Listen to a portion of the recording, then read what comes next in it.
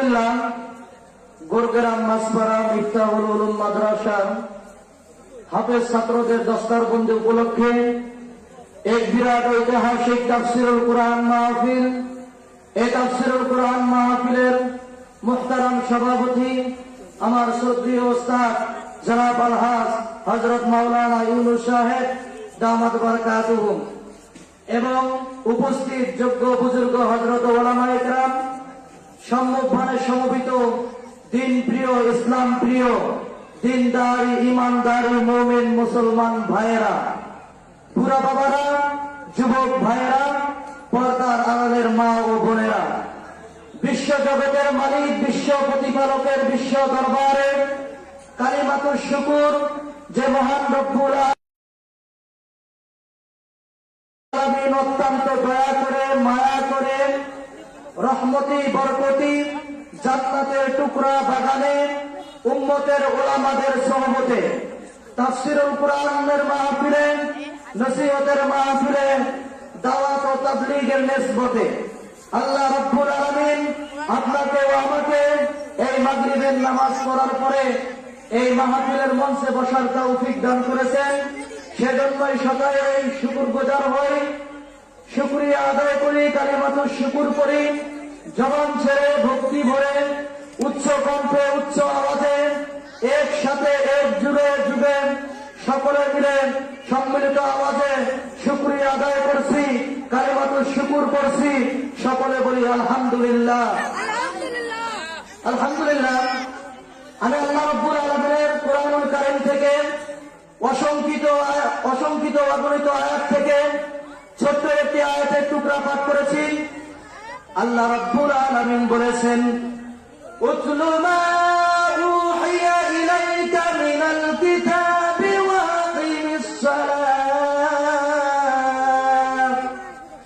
ইন্নাস সালাতা তানহা আনিল ফাহশাই ওয়াল মুনকার ওয়া লাযিকরুল্লাহি আকবার ওয়াল্লাহু ইয়ালামু মা তাসনাউন। আল্লাহ রাব্বুল আলামিন বলতেছেন, দিলকে পরিষ্কার করতে চাও, দিমাগকে পরিষ্কার করতে চাও, শরীরকে পরিষ্কার করতে চাও, তাহলে তুমি মনে করবা তুমি পুরুষ, তুমি জানোয়ার না, তুমি পশু না। এই তিনটি জিনিস যখন একটা বান্দার অর্জন হয়ে যাবে, সে প্রকৃত মানুষ হয়ে যাবে। তিনটি জিনিস হইতেছে, আমার আল্লাহ রাব্বুল আলামিন বলতেছেন, বন্ধু আপনি জানায়া দেন আমার বান্দাদেরকে তথা আপনার উম্মতদেরকে, উতলু মা উহিয়া ইলাইকা মিনাল কিতাব, তারা যেন সময় পেলেই কোরআনুল কারীম তেলাওয়াত করে।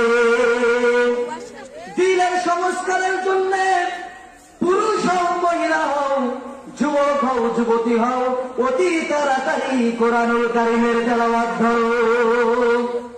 বুঝো আর না বুঝো, প্রতিটি হরফে 10টি করে নেকি পাবে, এর চেয়ে বেশি পেতে পারো, সেটা আমার আল্লাহ রাব্বুল আলামিনের ইহসান এবং আমার আল্লাহ রাব্বুল আলামিনের করম। এই কোরআনুল কারীমের তেলাওয়াতের মাধ্যমে বান্দার সাথে আমার আল্লাহ রাব্বুল আলামিনের গভীর সম্পর্ক হয়ে যায়। আমার আল্লাহ রাব্বুল আলামিন যেই রকম স্থায়ী, আমার আল্লাহ রাব্বুল আলামিন সবখানেই হাজির নাজির, সব জায়গায় আমার আল্লাহ রাব্বুল আলামিন আছে। সেই রকম বান্দারে তুমি যদি কোরআনুল কারীম তেলাওয়াত করো, তোমার দিলের সংস্কারটাও এটা হয়ে যাবে স্থায়ী। আল্লাহ রাব্বুল আলামিন বলতেছেন, বান্দারে কোরআন শরীফ তেলাওয়াত করো, এর অর্থ হলো তুমি তোমার দিলের মধ্যে কোরআনুল কারীম ঢুকাও। যে বান্দাটা কোরআনুল কারীম তেলাওয়াত করে, তখন তার দিলটা নূরে নূরান্বিত হয়ে যায়।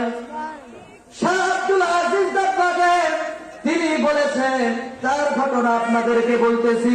তিনি কোরআনুল কারীম তেলাওয়াত করে জানতেন না, হাদিস শরীফ তেলাওয়াত করতে জানতেন না, কিন্তু দাব্বাগে বলেছেন, আল্লাহর কোন বান্দা যখন কোরআনুল কারীম তেলাওয়াত করে, আল্লাহ রাসূলের কোন উম্মত যখন হাদিস শরীফ তেলাওয়াত করে, তখন আমি বুঝতে পারতাম কোনটা কোরআনের শব্দ আর কোনটা হাদিসের শব্দ।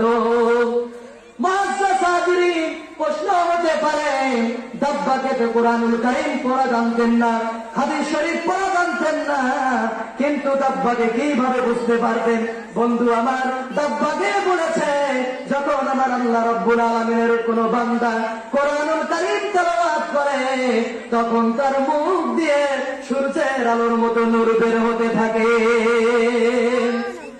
যখন একটা বান্দা হাদিস শরীফ তেলাওয়াত করে তখন তার মুখ দিয়ে চন্দ্রের আলোর মতো নূর বের হতে থাকে। এই যুবক ভাইরা, কোরআনুল কারীম তেলাওয়াত করো, মহব্বতের সাথে তেলাওয়াত করো, সহি শুদ্ধ ভাবে তেলাওয়াত করো। যে বান্দাটা কোরআনুল কারীম সহি শুদ্ধ ভাবে তেলাওয়াত করে, কোরআনের মর্যাদা উপলব্ধির সাথে তেলাওয়াত করে, তখন তার দিলটা নূরে নূরান্বিত হয়ে যায়। এই কোরআনুল কারীম এটা হচ্ছে বান্দার জন্য দুনিয়া এবং আখিরাতের সবচেয়ে বড় নিয়ামত এবং সবচেয়ে বড় দৌলত। ইমাম শাফি রাহমাতুল্লাহ আলাইহির ঘটনা আপনাদেরকে বলতেছি। তিনি বলেছেন, তেনার জামানায় একজন লোক বিবাহ করেছে কিন্তু তার কোনো সন্তানাদি হয় না। এই বান্দাটা আল্লাহ রাব্বুল আলামিনের কাছে অনেক দোয়া করেছে, আল্লাহ আমার সন্তান হয় না, আল্লাহ তুমি আমাকে সন্তান দাও। অনেক দোয়া করেছে, অনেক ওষুধ শ্রবণ করেছে, অনেক ওষুধ তিনি খেয়েছে।